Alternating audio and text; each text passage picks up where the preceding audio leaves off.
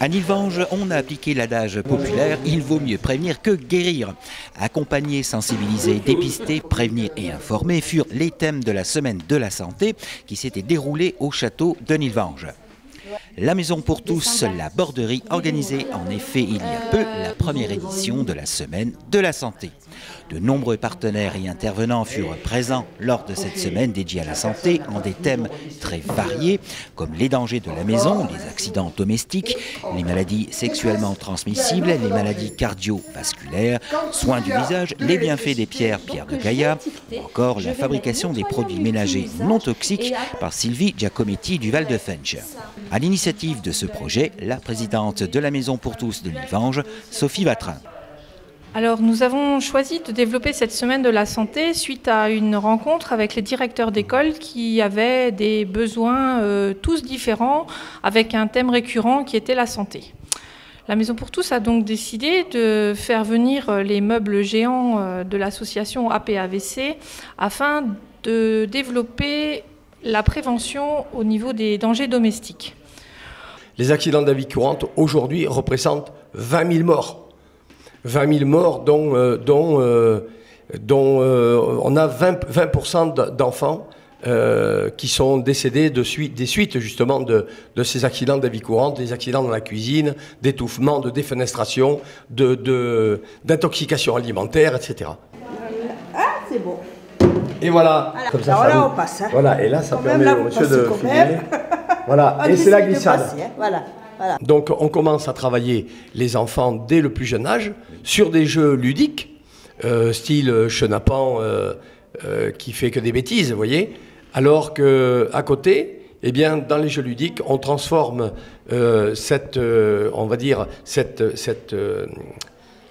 on transforme en prudence l'activité de l'enfant qui va faire une bêtise. Voilà.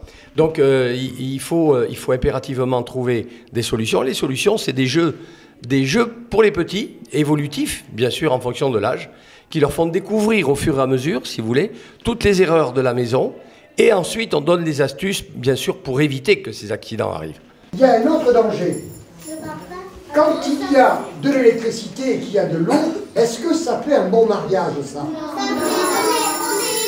Non, non, non, non, non, non, non. Que chaque enfant scolarisé de Nilvange participe donc à cette manifestation et en plus ait accès à un domaine de la santé différent. C'est-à-dire que les maternelles abordent le handicap, les CP-CE1 travaillent sur le sport et la santé, les CE2 sur tout ce qui est diététique, les CM1 ils vont apprendre à faire des produits ménagers non toxiques et les CM2 auront les premiers secours avec la Croix-Rouge.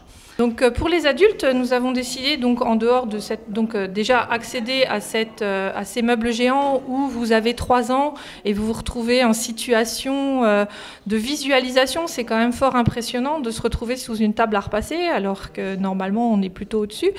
Et voilà. Et en dehors de tout ça, des professionnels se sont relayés au cours de la semaine pour présenter diverses choses telles que le bien-être, les soins à domicile. Donc je suis monsieur Rodriguez, je travaille pour la société des Médicas.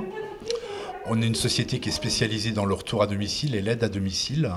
Alors sur 2 pôles, un pôle perfusion quand il y a des sorties hospitalières, que le patient veut être soigné à son domicile, où on dispose d'une infirmière, conseil, d'une diététicienne qui peut aider le patient à maintenir son traitement à domicile. Et parallèlement, on essaie de faire un travail de prévention sur les accidents domestiques du domicile. Ils sont liés vraiment à 2 choses, le risque de chute du patient et le risque d'apparition d'escarres chez des patients âgés. Donc on propose du matériel qui peut être pris en charge par la sécurité sociale par le biais d'une ordonnance médicale, ou soit du matériel qui n'est pas pris en charge, mais sur lequel on peut amener un conseil au niveau du patient. Les maladies cardiovasculaires par la pharmacie, par les pharmaciens. Ils vont aborder aussi les maladies sexuellement transmissibles avec les adolescents qui le souhaitent. Donc je suis pharmacienne et dans le cadre de ma pratique professionnelle, je me rends compte que les adolescents sont souvent très timides pour parler de sexualité. Nous, à la pharmacie, on a l'occasion de rencontrer surtout des jeunes filles qui viennent nous voir pour avoir des contraceptifs d'urgence. Et donc, je me suis dit que c'était mieux d'essayer d'aller à la rencontre des adolescents, répondre à leurs questions et surtout leur donner une mission de prévention J'aimerais qu'ils connaissent les centres où ils peuvent s'adresser pour avoir un dépistage, des préservatifs gratuits. Le centre aussi de planning familial pour les jeunes filles pour la contraception. Et je voulais leur parler des IST et des 6 principales, parce qu'en général, ils ont entendu parler du sida, mais c'est tout. Et c'est pas, et heureusement, c'est pas la maladie, c'est pas l'infection la plus importante chez les jeunes, mais ce sont les chlamydia, qui est moins connue et qui peut avoir des conséquences terribles pour les jeunes filles, puisqu'ils peuvent entraîner une stérilité. Cette semaine de la santé aura intéressé beaucoup de monde, aussi bien adultes, adolescents que scolaires. Cependant, petit bémol, combien même l'aide municipale nilvangeoise fut au rendez-vous, le soutien de la région Lorraine comme celle de l'ARS, non, petit regret de Madame Vatrin. Alors nous tenons à remercier la mairie Nilvange qui a été partie prenante de cette manifestation. Déjà en nous prêtant les locaux, en nous les vidant, et en plus financièrement ils participeront à cette manifestation.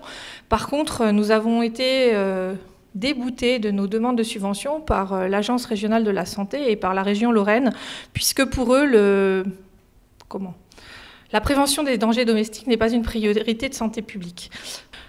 Il est donc évident qu'une deuxième session ne se fera que si on arrive à combler le trou financier de celle-ci.